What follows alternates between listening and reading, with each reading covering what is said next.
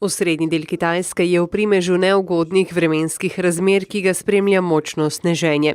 Nacionalni meteorološki center je sporočil, da naj bi se sicer sneženje umirilo, vendar pa bo promet še vedno zelo oviran na cestah, železnicah in tudi v letalskem prometu. Sneg je že poškodoval električno napeljavo in tako je veliko gospodinjstev ostalo brez električne energije. V mestu Harbin na Kitajskem so uradno odprli 34. mednarodni festival v izdelovanju ledenih skulptur. Številne ekipe so se udeležile tekmovanja, med drugim tudi ekipa iz Slovenije. Festival pritegne veliko število radovednih turistov, ki so pripravljeni plačati ogled tega festivala.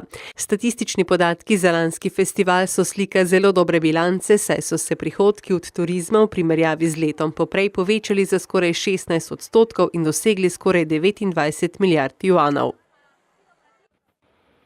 V četrtek zvečer je samomorilski napadalec sprožil bombo v glavnem mestu Afganistana v Kabulu.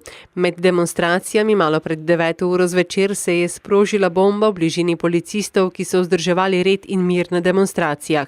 Najmanj 11 ljudi je bilo ubitih in 25 ranjenih, ki so bili takoj prepeljani v bližnjo bolnišnico. Večina je bila uniformiranih policistov. Odgovornost za napad je prevzela Islamska država. Smrtonosni napad se je zgodil le teden dni potem, ko je bilo prav tako v terorističnem napadu na kulturni center v Kabulu ubitih več kot 40 ljudi in ranjenih več kot 40. Tudi za ta napad je odgovornost prevzela Islamska država.